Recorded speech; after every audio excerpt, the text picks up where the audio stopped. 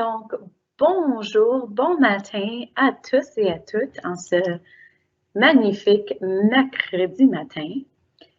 Je me présente pour ceux et celles qui ne me connaissent pas déjà. Je suis Casey Perrault. Je suis une enseignante dans la région du Niagara et j'ai l'immense plaisir de diriger l'atelier aujourd'hui sur le système nerveux. Cet été, j'ai animé plusieurs activités au sujet du corps humain. Nous avons commencé en explorant le système circulatoire, le système respiratoire, l'appareil digestif. Puis là, nous allons compléter le tout en explorant le système nerveux, l'ordinateur, si tu veux, du corps. Cet atelier est offert par Eureka. Eureka, la solution au bout des doigts. Eureka, service gratuit et immédiat. Eureka, facile d'accès et toujours là. C'est pour toi. Eureka. Donc, Eureka, c'est un service qui vous a offert le camp d'été cet été, mais au courant de l'année, ils vous seront vraiment utiles. C'est un service d'appui aux devoirs. Ils ont beaucoup de ressources, mais c'est vraiment génial cette année, si vous avez des questions lors de vos devoirs, vous pouvez envoyer un texto, vous pouvez clavarder, vous pouvez les communiquer sur leur page, sur les médias sociaux pour pouvoir avoir de l'appui, même en soirée. Alors, j'espère que vous profitez de cette excellente ressource qui est disponible pour vous.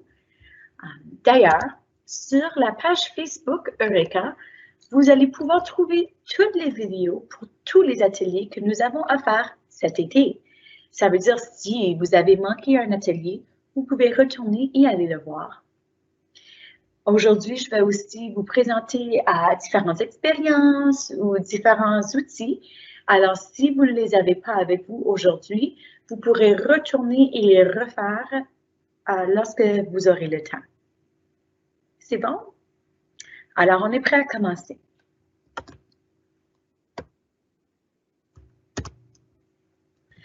Donc, aujourd'hui, nous allons parler du système nerveux. Nous allons commencer en expliquant la fonction du système nerveux. Alors, c'est quoi le rôle du système nerveux? Nous allons ensuite voir les différents éléments du système nerveux. Nous allons apprendre comment protéger un élément très important du système nerveux. Puis, je vais prendre le temps de répondre aux questions. Maintenant, ceci dit, lorsque je vais faire la présentation, si vous avez des questions, vous pouvez toujours me les écrire dans le clavardage et je vais faire de mon mieux pour pouvoir vous les répondre. Si je ne les réponds pas lors de l'atelier, vous pouvez toujours les écrire et je me ferai un plaisir de pouvoir vous les répondre à la fin de l'atelier. Le clavardage, la boîte de questions et réponses, je vais aussi les utiliser parce que je vais vous demander des questions vraies ou faux. Et j'aime avoir votre participation lorsque je fais ça. OK? Donc, on est prêt à se lancer dedans? Allons-y. Le premier, vrai ou faux?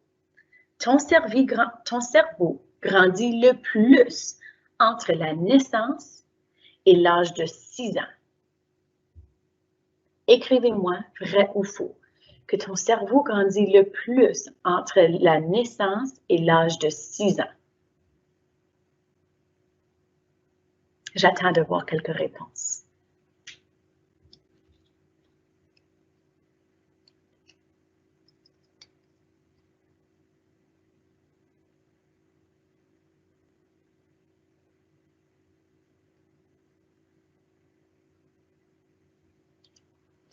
La réponse, c'est vrai. Absolument, vous l'avez. Excellent. Il y a environ 95% de la croissance, la croissance, c'est quand je grandis, quelque chose grandit, 95% de la croissance se fait entre les âges de 0 à 6 ans. Et savez-vous que dans la première année de la naissance, le cerveau d'un bébé va être 3 fois plus grand? Maintenant, le dernier 5% va continuer jusqu'à environ l'âge de 18 ans. Alors, c'est vraiment incroyable. Deuxième question, vrai ou faux? J'ai dit que à l'âge de 18 ans, ton cerveau est à peu près la grosseur aussi gros qu'il va être. Mais est-ce que c'est vrai ou faux qu'à l'âge de 18 ans, la taille de ton cerveau va demeurer pareille? C'est vrai avec un point d'interrogation? Pas très sûr, hein? Nathaniel dit c'est vrai. Est-ce que j'ai d'autres réponses?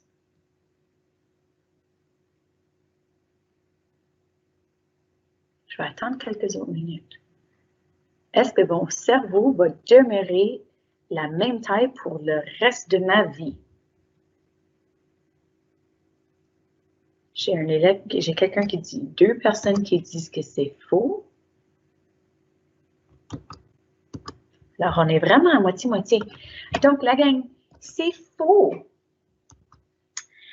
En vieillissant, la taille de ton cerveau va commencer à diminuer. Alors, ça a pris 18 ans pour pouvoir pour se croître, pour devenir aussi grand qu'il va l'être.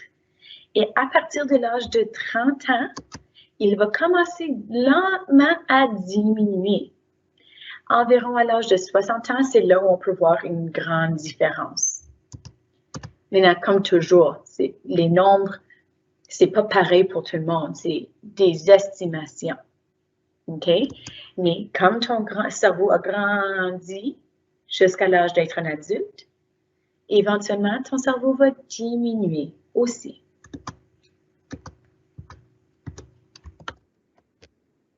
Donc, parlons du système nerveux au complet. Et qu'est-ce qu'il fait? Donc, le système nerveux a 3 fonctions principales.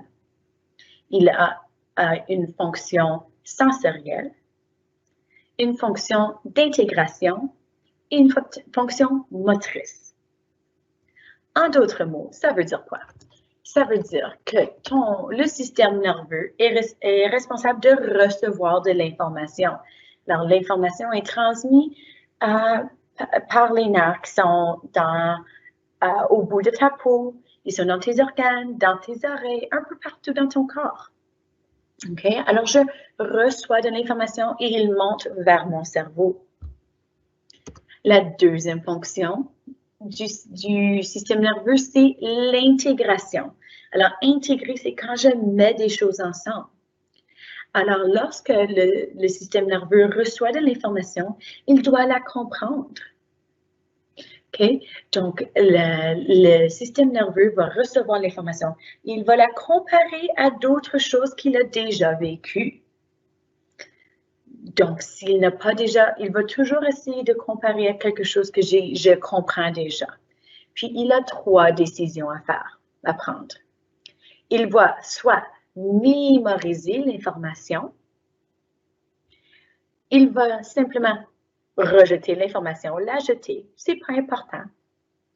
Ou il va décider de faire une action. Alors, lorsque je reçois l'information, la fonction sensorielle, l'intégration, c'est je comprends c'est quoi cette information et ce que je dois faire avec. La troisième fonction du système nerveux, c'est d'envoyer de l'information. C'est la fonction motrice et c'est d'envoyer de l'information pour causer une réaction ou du mouvement. Motrice, moteur, ça veut dire bouger. Donc, alors, ton système nerveux a 3 fonctions principales.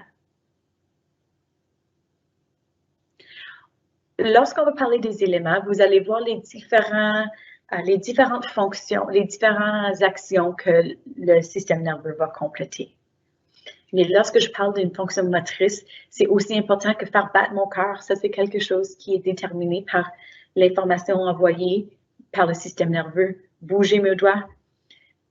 Pensons à si je décide de mettre ma main sur une tasse de café et qu'elle est trop chaude, mes doigts envoient l'information à mon cerveau pour dire « Hey, c'est chaud ça! J'ai déjà touché quelque chose de chaud et je n'ai pas aimé ça. Et le cerveau va dire à ma main, lâche-moi ça tout de suite. Alors, c'est vraiment important de pouvoir garder toutes ces informations. La communication entre le cerveau et ton corps, c'est très, très, très important. Donc, le système nerveux a deux parties. Il a le système nerveux central, le centre, et le système nerveux périphérique. Alors, une périphérique, ça veut dire vers l'extérieur. Okay? À l'intérieur du système nerveux central, nous allons voir l'encéphale. Donc, ça, c'est le cerveau, le tronc cérébral et le cervelet, et la moelle épinière. Et ensuite, dans le système nerveux périphérique, nous allons parler des nerfs. Inquiétez-vous pas si vous ne vous souvenez pas de tout ça. Il n'y a pas de test et je vais l'expliquer davantage. D'accord? Donc, avant de continuer, vrai ou faux? Ton cerveau fonctionne encore lorsqu'on dort.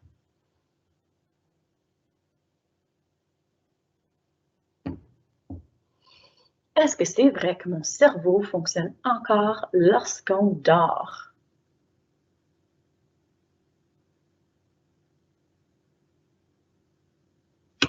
J'attends quelques réponses dans le clavardage.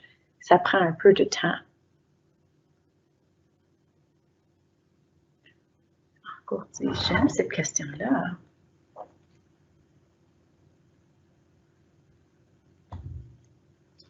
Sophie, mon nom est Madame Casey ou Madame Perrault, c'est comme tu veux.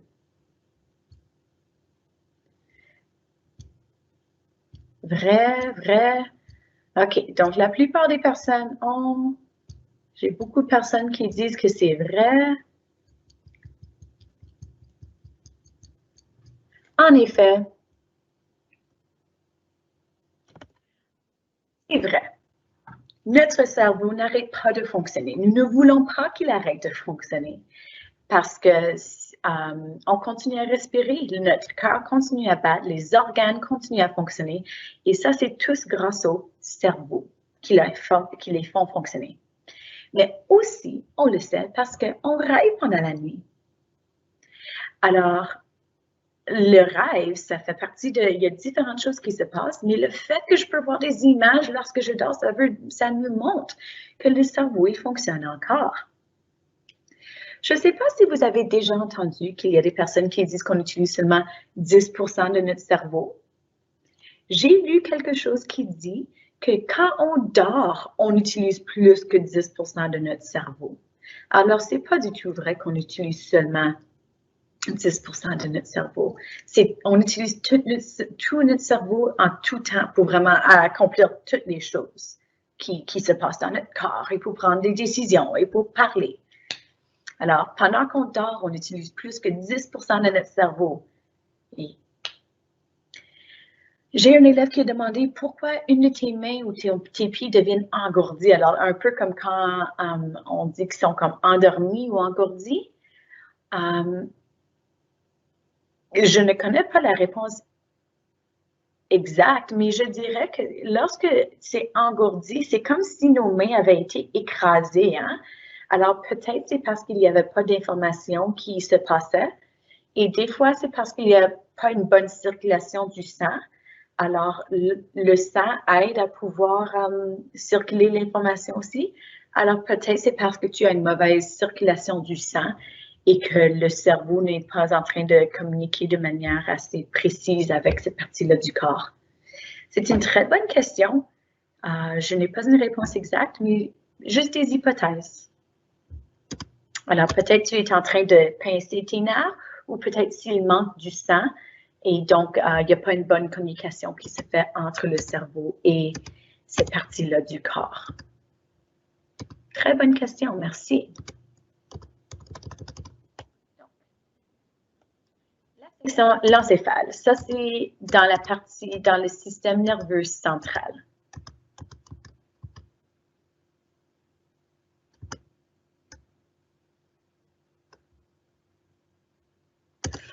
Donc, dans l'encéphale, il y a 3 parties très importantes. La première partie, c'est notre cerveau. Donc, le cerveau, il est très complexe. Les médecins, ça fait des années qu'on étudie et on ne connaît pas encore toute l'information au sujet du cerveau. C'est vraiment incroyable. Une chose que nous savons, c'est que plus vers l'extérieur du cerveau, il y a une matière grise. Cette matière est comme gélatineuse. C'est comme gluant un peu, c'est pas dur. Cette matière grise est responsable de recevoir l'information et de la traiter. Alors, ça, c'est les deux premières fonctions du système nerveux. Puis, plus vers l'intérieur, je dirais, un peu partout, plus vers l'intérieur, il y a une matière blanche. Et cette matière, elle est responsable de transmettre l'information vers ton corps.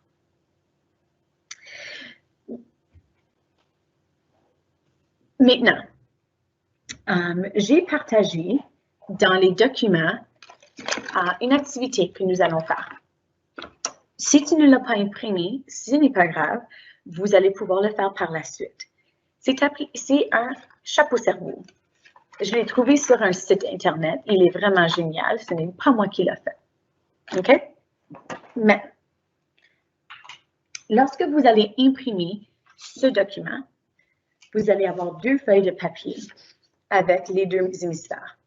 Donc, le cerveau, il est séparé en 2 côtés. Il y a l'hémisphère gauche et l'hémisphère droit. Donc, si vous voyez, ça, c'est mon hémisphère gauche. Et ça, c'est mon hémisphère droit. Maintenant, si tu décides de faire ton chapeau, tu vas voir, tu vas découper l'extérieur, mais il y a aussi des lignes noires à l'intérieur qu'il faut couper. Je vous demande de couper sur les lignes noires, mais non pas sur les lignes pointillées.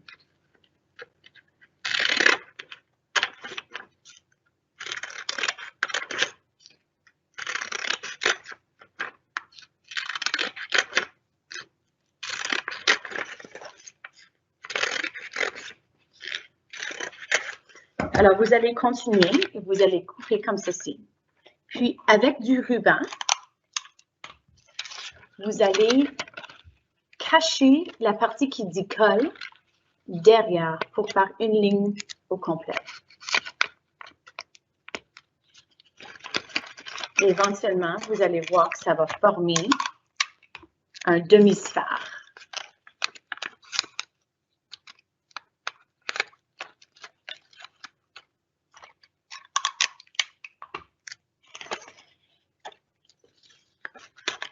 OK, alors vous allez continuer tout au long. Et ensuite, vous allez le faire avec l'hémisphère droit. Éventuellement, vous allez vous retrouver avec quelque chose qui ressemble à ceci. Et c'est un chapeau. Et ce que j'aime de ce chapeau, c'est que lorsque je le lis, je peux voir quelle section de mon cerveau est responsable de quoi. Alors, explorons ceci un peu. Si je veux, par exemple, je veux savoir où je parle, quelle partie de mon cerveau est responsable pour parler? Alors, je vais regarder à mon chapeau. Et je vois que la section qui parle, c'est à peu près ici. C'est du côté gauche de mon corps et il monte en haut. Si je veux savoir, l'odorat, quand je sens quelque chose, c'est du côté droit de mon cerveau. Le côté gauche de mon cerveau, il est responsable de un peu des questions mathématiques. Alors, de savoir la mesure, de pouvoir savoir c'est quoi une forme, etc. Le côté droit de mon cerveau, il est responsable pour la créativité, l'art. Lorsque je parle avec quelqu'un, Ça, c'est les émotions. Ça vient de mon côté droit de mon cerveau. Et savez-vous, ce que je trouve le plus intéressant au sujet du cerveau, c'est que mon côté gauche est responsable du côté droit. Alors, mon côté gauche du cerveau, il est responsable de recevoir, de faire bouger ma main droite. Il est responsable de voir ce que mon œil droit fait, ce que ma jambe droite fait. Et le côté droit de mon cerveau, il est responsable de recevoir l'information de ma main gauche, de mon œil gauche, de ma jambe gauche. Alors, c'est comme un peu à l'envers lorsque l'information entre dans mon cerveau. J'ai trouvé ça pas mal intéressant. Alors, je vous suggère très fortement de regarder à ton cerveau. Je veux juste vous noter qu'en arrière, j'ai trouvé une faute sur le chapeau. Ça dit que le côté gauche est responsable de l'œil gauche et ça dit la même chose du côté droit. Alors, j'ai besoin que vous changez lorsque vous allez prendre le chapeau. Le côté gauche est responsable pour l'œil droit et le côté droit est responsable pour l'œil gauche. Là, j'ai quelques questions. Je vais voir si je peux vous les répondre. Pourquoi on utilise seulement 10% de notre cerveau quand on dort? Je ne sais pas si c'est exactement 10% qu'on utilise lorsqu'on dort, mais on utilise moins de notre cerveau parce qu'on n'est pas en train de prendre des décisions, on n'est pas en train d'essayer de comprendre quelque chose. Alors, il y a moins qui se passe lorsqu'on dort et on est en train de donner une pause à notre corps, incluant notre cerveau. Comment le cerveau réagit aux crises cardiaques? Donc, une crise cardiaque, c'est quand ton cœur arrête de battre. Alors, l'électricité qui va entre les deux, il y a quelque chose qui a arrêté. Alors, le cerveau va continuer à essayer de le faire fonctionner. Mais le problème avec une crise cardiaque, c'est que c'est un peu comme ton auto. Si ton auto arrête de fonctionner, je ne peux pas continuer. S'il n'y a pas de sang qui va à mon cerveau, le cerveau arrête de fonctionner. S'il n'y a pas d'oxygène qui va à mon cerveau arrête de fonctionner. Et ça, c'est la responsabilité du cœur, c'est d'envoyer du sang et de l'oxygène à mon cerveau. Alors, ce qui arrive, c'est que si mon cœur arrête de battre lors d'une crise cardiaque, ça n'envoie plus ce dont le cerveau a besoin et le cerveau ne peut plus prendre des décisions. Alors, c'est un peu comme ça que le cerveau réagit. Et c'est pour ça, un peu comme dans ton auto, si tu recommences ton auto avec de l'électricité, ça repart. C'est comme ça aussi. Et ensuite, l'oxygène et le sang continuent et ton cerveau va commencer à envoyer des messages pour se réparer.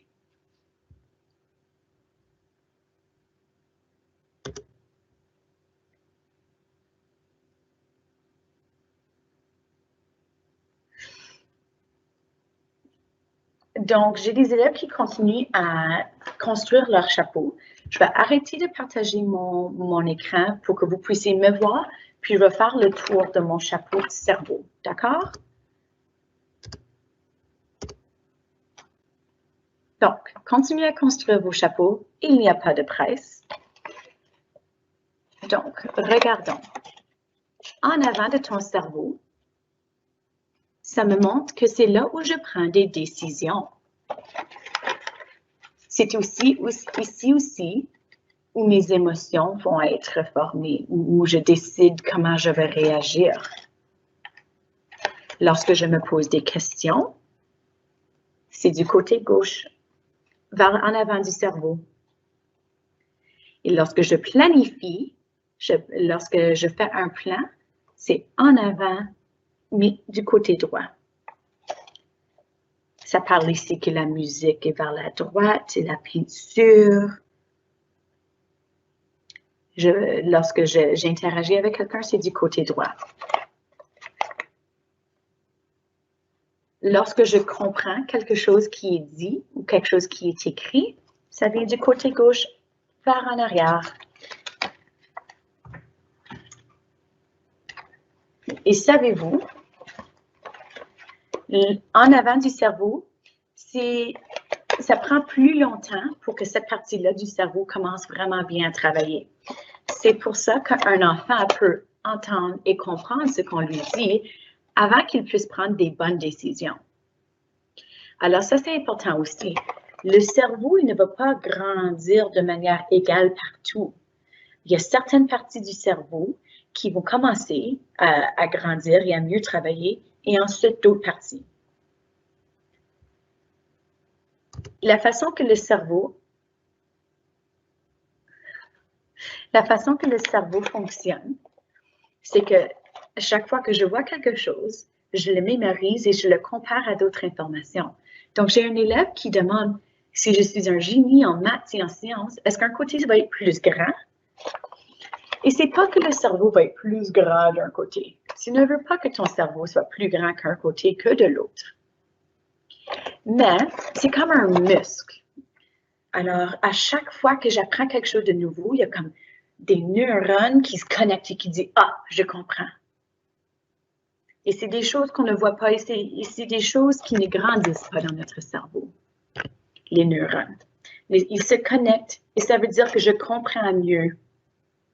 Donc, quelqu'un qui est vraiment, vraiment bon en mathématiques et en sciences ou quelqu'un qui se pratique beaucoup en mathématiques et en sciences, cette partie-là du cerveau ne va pas devenir plus grande, mais ça veut dire que les neurones, ils vont avoir plus de neurones de connectés. Alors, lorsqu'il reçoit l'information, il va comprendre plus cette information.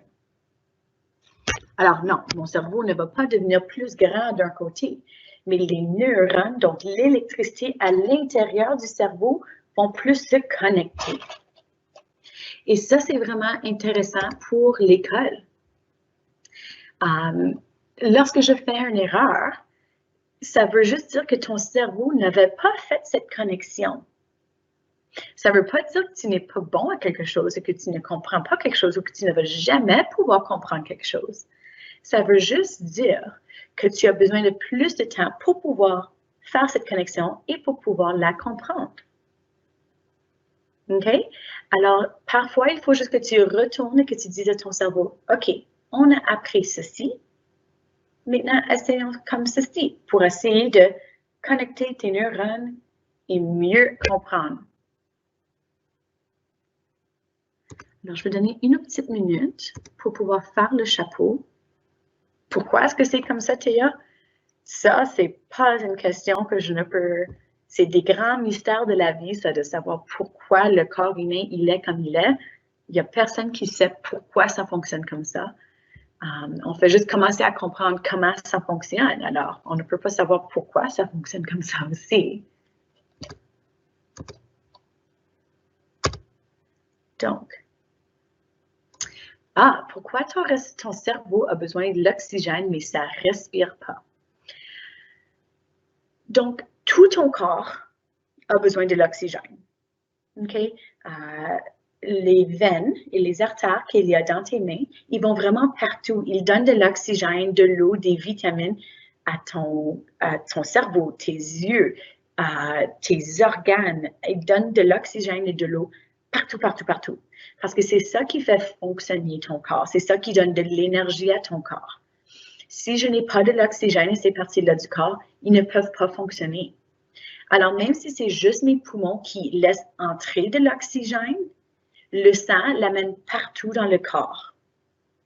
Alors, non, ton cerveau ne respire pas, mais c'est pour ça qu'on a des poumons et le sang l'amène partout dans le corps.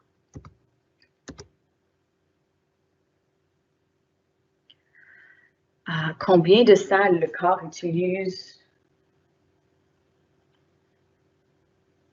Le cerveau. Quelqu'un a demandé combien de sang le cerveau utilise. Je vais te demander de me l'envoyer par courriel, ta question, parce que je n'ai pas la réponse juste comme ça, OK? Donc, nous allons continuer avec la présentation. 2 secondes, changer mon écran. Donc, ça, c'était mon chapeau cerveau. Il est vraiment génial et j'espère que vous allez avoir la chance de pouvoir la construire. Vous allez aussi voir dans le chapeau cerveau 2 petits morceaux, comme ceci. Donc, ça, c'est le cervelet. C'est responsable du mouvement et de l'équilibre. Donc, cette partie-là du corps va recevoir de l'information de tes yeux, de l'intérieur de tes oreilles, et c'est ça qui va nous permettre de pouvoir marcher sans tomber et de pouvoir avancer. OK? Donc, cette partie-là de ton cerveau, je vais vouloir que tu le places en arrière et vers le bas.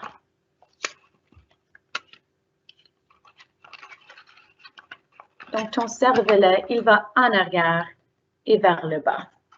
Et ça tombe à peu près ici. Avec ma couette, je ne peux pas vraiment baisser mon chapeau. Et c'est vers le bas. Et c'est ça qui est responsable pour ton équilibre.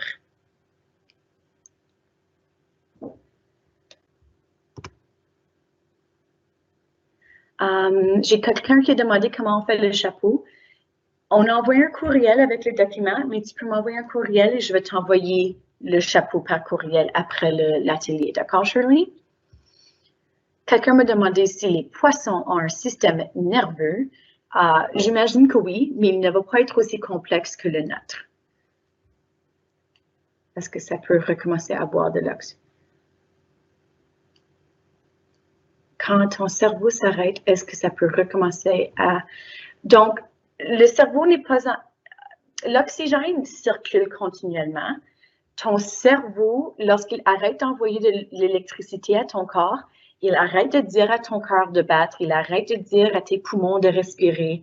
Si ton cerveau arrête, le reste de ton corps va s'arrêter aussi. Okay? Donc, les médecins, tout dépendant du problème, ils vont pouvoir t'aider. Mais si ton cerveau arrête, le reste de ton corps ne va pas pouvoir continuer sans ton cerveau. OK? Donc, la dernière partie du système nerveux central de l'encéphale, c'est le tronc cérébral. Le tronc cérébral, si vous regardez à l'image, c'est la partie en rouge. Donc, vous voyez, c'est comme dans le centre de la tête, il descend vers mon dos. On l'appelle des fois l'arbre de la vie. Ça veut dire, on se souvient que le cerveau va envoyer de l'information vers les organes et tout ça. C'est le tronc cérébral qui est responsable de faire ceci. Alors, l'information rentre vers l'extérieur du cerveau, il va vers l'intérieur du cerveau pour ensuite sortir de l'information. Le tronc cérébral, il est très protégé, hein? On dirait qu'il est vers le centre et que ça serait très difficile pour me rendre jusqu'à cette partie-là.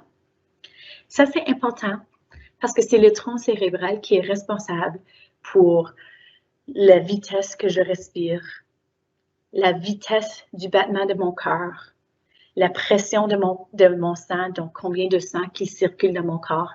Et ça, c'est toutes les choses qui sont essentielles pour pouvoir survivre. Alors, ton tronc cérébral, il est très important. Je vais attendre quelques instants pour voir s'il y a des questions qui se posent. Puis, ça, c'est les 3 éléments du cerveau et ça, c'est appelé l'encéphale. On continue. La deuxième partie du système nerveux central, c'est la moelle épinière. Je vous montre ici l'image d'une moelle épinière. Donc, Maëlle nous demande si le cerveau des bébés qui ne sont pas encore nés sont un système. Donc, lorsque le fœtus est en train de se développer, toutes les parties du corps sont en train de grandir pour pouvoir fonctionner. Alors, tout dépendant de comment longtemps le bébé a été dans l'estomac, dans l'utérus, ça va déterminer si le cerveau est développé ou pas. Je ne suis pas une experte pour te dire quand les différents éléments se développent, mais les fœtus qui sont dans l'utérus, ils vont avoir un cerveau qui vont commencer à respirer à l'aide de la corde ombilicale aussi. Mais ça, c'est tout un autre système qui est pas mal plus complexe à expliquer. Une très bonne question, Mel. Donc, la moelle épinière, c'est la corde bleue que tu vois dans le centre de l'image là. Okay? C'est ça qui va aller rejoindre le tronc cérébral et qui va comme le connecter au reste du corps. Donc, c'est une corde qui donne beaucoup d'informations très importantes. Si cette corde, elle est coupée, il n'y a pas d'information qui va pouvoir se rendre à notre corps. Tout dépendant de où elle est coupée, parce que les nerfs vont aller à différentes parties du corps. La colonne vertébrale, c'est les os, c'est les parties blanches que vous voyez, là, avec les petits disques bleus. Et c'est là pour pouvoir nous garder debout, et ça va aussi protéger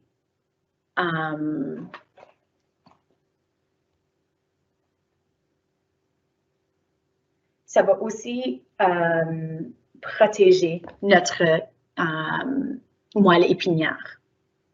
Okay? Donc, notre moelle épinière, elle est très importante. Si elle est blessée, ça peut causer des gros problèmes dans notre corps parce que ça veut dire qu'il y a des informations dans notre cerveau qui ne sont pas en train de se rendre à notre corps. Pense à ta télévision. Si tu veux connecter ta télévision à un appareil, par exemple des jeux vidéo, mais ton fil est brisé, tu ne vas pas pouvoir bien jouer ton jeu vidéo. Des fois, tu vas juste entendre, mais tu ne vas pas voir, ou tu vas pouvoir voir des images, mais tu ne vas pas pouvoir entendre. C'est la même chose pour la moelle épinière. Maintenant, la colonne vertébrale, on pourrait dire, c'est un peu comme le plastique qui va autour du fil. C'est là pour un peu protéger, pour s'assurer que ça reste ensemble et que ça ne va pas se briser trop facilement. Donc, il y a des vertèbres, ça c'est les os. Et dans tout notre dos, il y a 33 vertèbres. Entre chaque vertèbre, il y a des disques. Et les disques, vous voyez, ils sont bleus, ils sont plus mous. Comme ça, on n'a pas deux os qui sont en train de se frapper et se frotter. Parce que ça pourrait briser les vertèbres. OK? Une question pour vous. Vrai ou faux? Dans notre cou, donc notre cou, c'est juste ici, hein?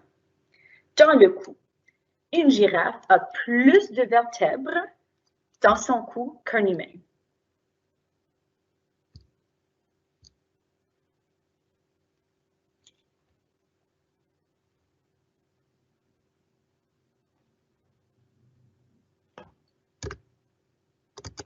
Vrai ou faux? La girafe a plus de vertèbres, elle a plus d'os dans son cou que nous.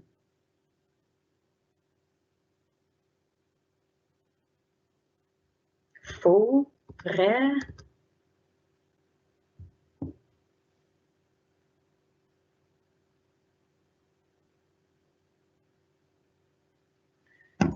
Ah, il y a beaucoup de personnes qui disent, c'est vraiment à moitié-moitié, vrai, faux, vrai parce que son cou est long et c'est comme un mammifère. Intéressant.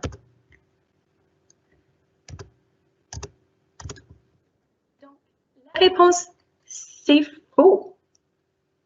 Les girafes et les humains ont chacun 7 vertèbres dans leur cou. Donc, nous avons dans notre cou 7 petits os qui permettent de faire le cou. La girafe aussi, elle a 7 os qui permettent de remplir leur cou. Ceci dit, les vertèbres des girafes sont plus grands que les nôtres, mais les deux, nous en avons seulement 7. Ça, c'est la raison pour laquelle notre cou peut tellement bien bouger. C'est parce qu'on a beaucoup de petits vertèbres qui bougent à comparer à des gros vertèbres qui auraient de la misère à se plier. Ça aussi, je l'ai appris cette semaine en préparant mon activité et j'ai trouvé ça super intéressant. Je n'avais aucune idée qu'on avait le même montant de vertèbres qu'une girafe dans notre cou. J'ai un élève qui a demandé si notre cerveau fonctionne de la même façon que le cerveau animal. Je dirais que les cerveaux vont avoir les mêmes fonctions de base. Alors, les cerveaux vont toujours recevoir de l'information, essayer de les comprendre et faire des actions. Mais les cerveaux des animaux sont moins complexes, ils ont moins de choses à comprendre. Alors, lorsqu'ils parlent, c'est différent. Lorsqu'ils vont communiquer, c'est différent. La façon qu'ils vont réagir est différente. Mais les trois fonctions de base entre l'animal et les humains vont être pareilles. J'ai aussi un élève qui a demandé combien de globules rouges et de globules blanches qu'il y a dans le corps. Donc, j'ai trouvé la réponse. Ça dit qu'il y a 25 trillions de globules blancs, rouges dans le corps et environ 10 milliards de globules blanches. Alors, il y en a pas mal.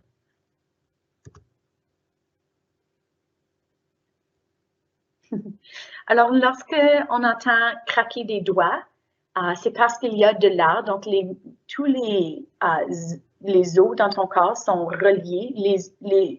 On n'a pas deux os qui se touchent directement. Hein? Il y a toujours des joints ou quelque chose qui les met ensemble. Et lorsque je craque, habituellement, c'est parce qu'il y a de l'air entre ces deux sections-là et que tu es en train d'enlever l'air. Parce que tu ne veux pas craquer l'os, parce que ça veut dire que tu vas casser l'os. Donc, tu n'es pas en train de craquer l'os, tu es en train d'enlever l'air qu'il y a entre les deux os. Brett, je vois que tu as demandé une question au sujet de la mémoire long terme. Je vais la répondre après, d'accord? Et on utilise toutes les parties du cerveau, mais pas toutes en même temps. Donc, j'aimerais vous montrer une façon de faire un modèle d'une colonne vertébrale. J'ai décidé d'utiliser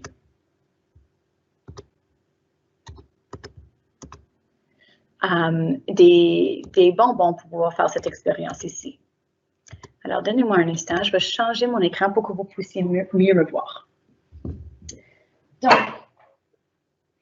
je vais utiliser, vous pouvez utiliser de la ficelle pour pouvoir faire ceci. J'ai décidé d'utiliser de la réglisse. Ceci va représenter ma moelle épinière. La moelle épinière, on se souvient, c'est ça qui va connecter notre cerveau au reste du corps. Ça, c'est ma moelle épinière. J'ai des bonbons durs.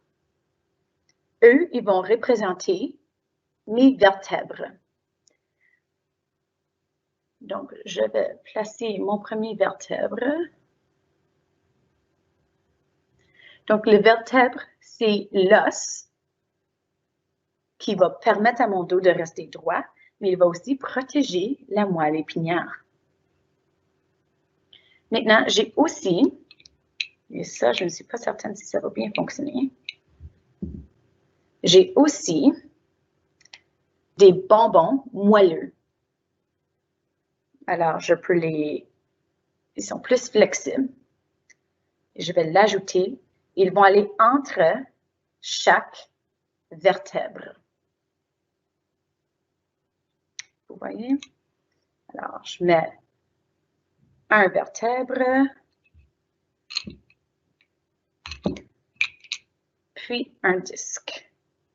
C'est vraiment collant.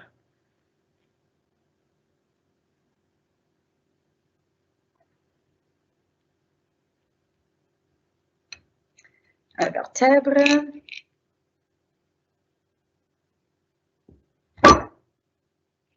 Et un disque. Maintenant, si je voulais faire un vrai modèle de la colonne vertébrale d'un humain, il me faudrait 33 vertèbres. Mais je ne veux pas aller si loin que ça. Mais vous pouvez déjà voir, ma moelle épinière dans le centre, elle est protégée. Et grâce à mes vertèbres, et les disques, je peux bouger. C'est la raison pour laquelle mon dos, je peux me plier et me tourner. C'est parce qu'il y a du mouvement dans les os. Imaginez si mon dos avait un os comme celui qu'il y a dans mon bras.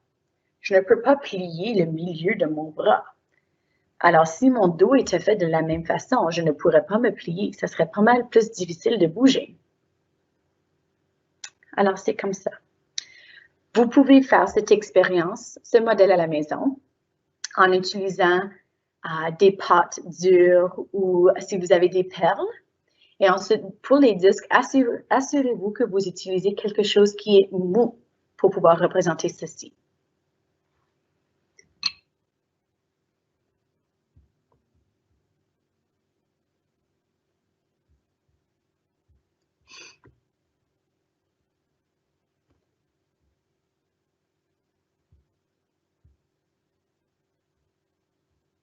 Donc, ça, c'est mon modèle de la colonne vertébrale avec la moelle épinière.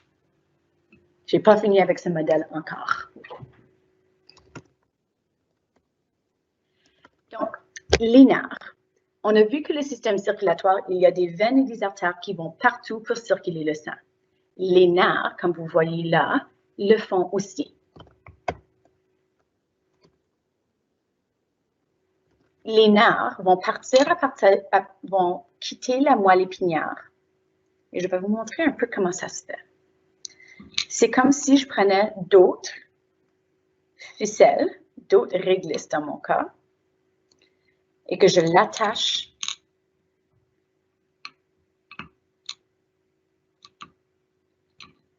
je vais l'attacher à ma moelle épinière.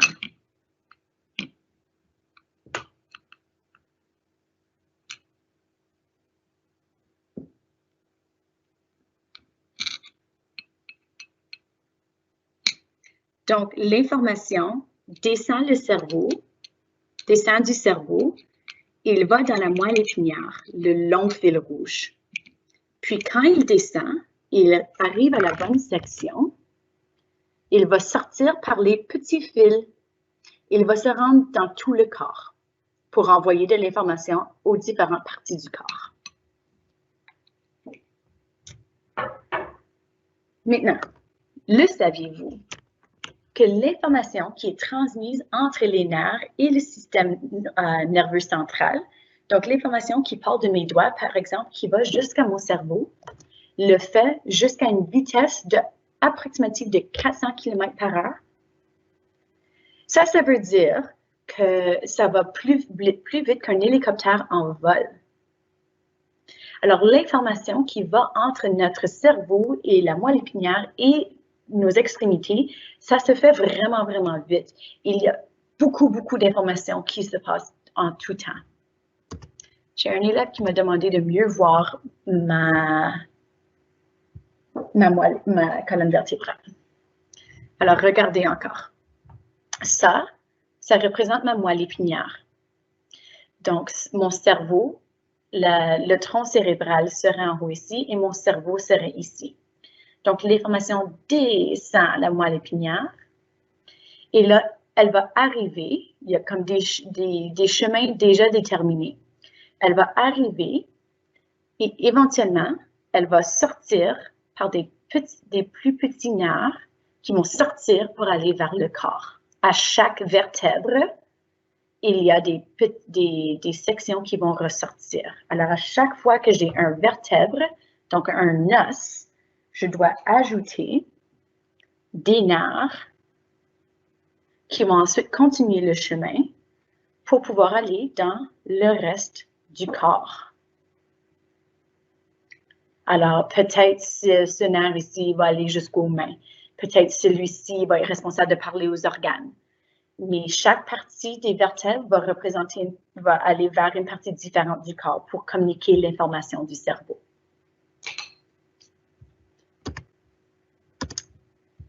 Il y a 4 sortes de nerfs. Il y a des nerfs qui vont recevoir de l'information de l'extérieur pour aller vers le cerveau. Il va y avoir des nerfs qui vont prendre l'information du cerveau et bouger mes mains. Et souvent, par exemple, les nerfs dans mes mains, dans mes doigts, vont recevoir de l'information de l'extérieur et vont aussi être capables de recevoir de l'information pour bouger. J'ai des nerfs qui sont responsables seulement des organes et des glandes pour faire fonctionner mon corps.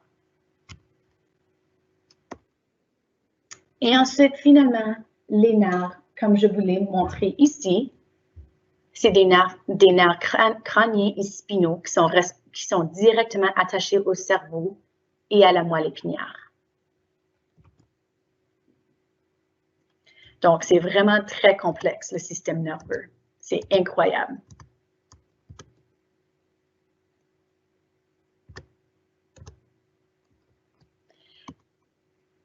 Maintenant, le saviez-vous que le cerveau est composé d'environ 75% d'eau? Donc, non seulement le cerveau a besoin d'oxygène et de sang pour pouvoir fonctionner, il a aussi besoin de l'eau pour rester hydraté, pour pouvoir ne pas être trop chaud ou pouvoir mieux fonctionner. Alors, c'est une autre raison que c'est vraiment important de continuer à boire de l'eau. Ça, c'est une des façons de pouvoir protéger ton système nerveux.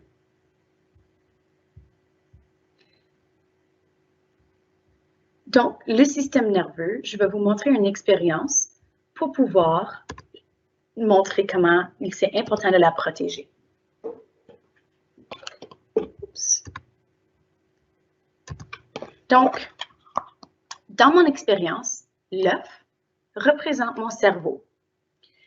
L'œuf, il est très fragile. Mon cerveau ici aussi, il est très fragile.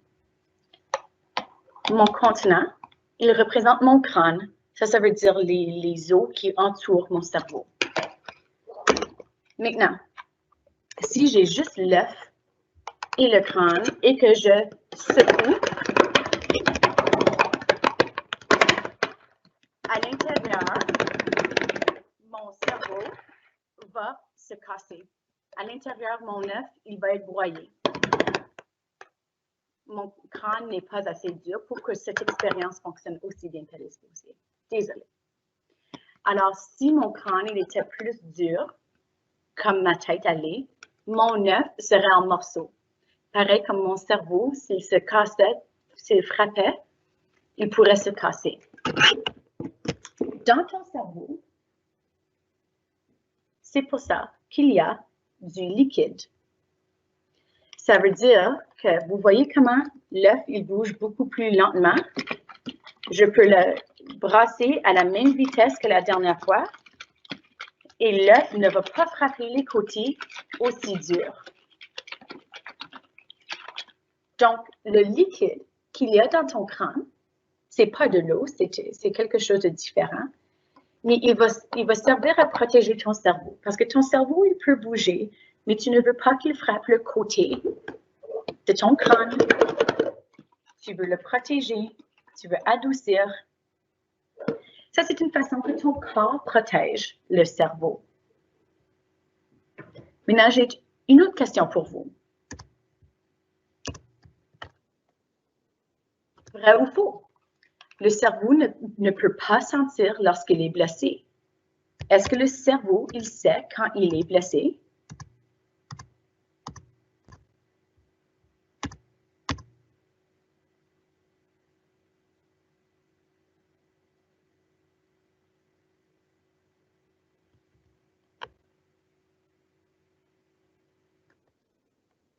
La réponse, c'est... pardon, c'est faux.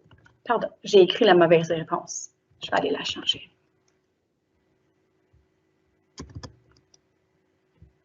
C'est faux. L'information reçoit de l'information et le cerveau reçoit de l'information pour savoir que j'ai mal à mon doigt, j'ai fait mal à ma jambe, j'ai fait mal à mon oreille. Mais si j'ai fait mal à mon cerveau, il n'y a pas de façon pour le cerveau de dire au cerveau qu'il a mal. OK? Donc, le cerveau peut te dire n'importe quelle autre partie du corps qui a mal, mais il ne peut pas savoir si lui-même il s'est blessé. Une des blessures qu'on voit le plus, c'est lorsque quelqu'un se cogne la tête. C'est appelé une commotion cérébrale. Alors, lorsque je joue au soccer, par exemple, et que quelqu'un me l'a dit, il faut parce que j'ai reçu quelques concussions et j'ai pas pu le sentir. Un concussion, c'est une commotion cérébrale. C'est lorsque je me frappe la tête, par exemple, mon œuf ici. Si je frappe l'œuf trop fort sur le côté, je peux blesser l'œuf. Je ne veux pas le casser, mais parfois, ça veut dire que j'ai comme un bleu, un peu comme quand je me cogne le bras et j'ai un bleu. Quelque chose de semblable peut arriver, où le cerveau va se blesser. C'est appelé une commotion cérébrale. Et puisque le cerveau ne peut pas se dire s'il a mal, il y a d'autres parties. On va quand même pouvoir voir des signes et des symptômes parce que la partie que tu as frappée va moins bien fonctionner, donc ton corps il va réagir différemment. Donc, c'est vraiment important. Si toi-même, tu t'es cogné la tête ou si tu vois quelqu'un d'autre, par exemple, quelqu'un sur ton équipe de soccer qui s'est frappé la tête, c'est vraiment important de regarder pour ces signes et ces symptômes. Si tout d'un coup, la personne est très, très, très confuse, la personne ne connaît pas leur nom, ne sait pas où ils sont, s'ils deviennent très fatigués, ils ne peuvent pas rester réveillés, si ils deviennent irritables, ça veut dire irritabilité, ça veut dire si quelqu'un se fâche très facilement. Une fois qu'ils se sont cognés la tête, puis habituellement, ils sont vraiment gentils, c'est ton meilleur ami, puis là, tu dis quelque chose, puis ils se fâchent contre toi. Ou s'ils ont la nausée, s'ils deviennent malades physiquement, s'ils perdent conscience, s'ils ne peuvent pas se souvenir de quelque chose, s'ils tombent, ils manquent d'équilibre, si ça fait mal de regarder les lumières ou les sons leur fait mal, ça c'est tous des signes et des symptômes d'une commotion cérébrale. Si une personne a une commotion cérébrale, ils doivent absolument aller voir un médecin pour s'assurer de pouvoir les aider. C'est pas la même chose qu'un mal de tête, un headache, c'est pas du tout la même chose. Des fois, tu peux avoir un mal de tête pour des raisons différentes. Mais si j'ai cogné ma tête et que j'ai un de ces signes et symptômes, c'est vraiment important d'aller voir un médecin pour pouvoir s'assurer que je travaille pour réparer et soigner mon cerveau. Parce que ton cerveau ne peut pas te dire s'il s'est fait mal. Alors, c'est à toi ou aux personnes autour de toi de dire « Hey, minute, il y a quelque chose qui se passe là. » Donc,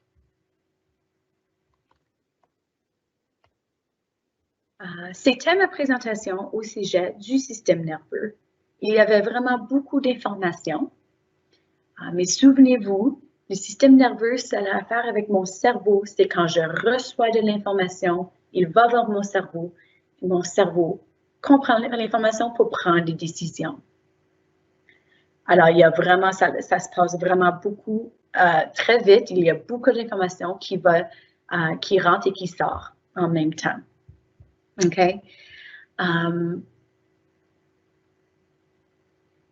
Si vous avez d'autres questions, je vois d'autres questions dans la boîte de clavardage. Je vous demande de, s'il vous plaît, m'envoyer un courriel et je vais pouvoir plus les répondre parce que c'est des questions que je ne connais pas la réponse tout de suite. Alors, j'ai un élève qui a demandé une question au sujet de la mémoire long terme, quelqu'un qui demande une question au sujet du TSPT. Envoyez-moi un courriel et je vais vous répondre là. D'accord? Je vais vous demander, avant de me quitter, de, s'il vous plaît, aller compléter le sondage. Je l'ai mis dans les publications. Parce que c'est un nouveau service que RECA nous a offert et on veut avoir de l'information sur comment on peut l'améliorer, qu'est-ce qui a bien été, qu'est-ce qui a moins bien été.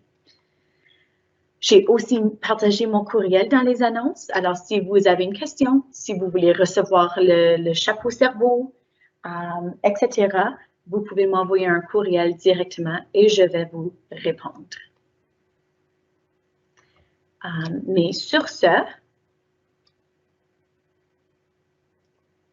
je vous remercie d'avoir participé à mon atelier. J'espère que vous avez appris quelque chose de nouveau et j'espère que vous passez une bonne journée.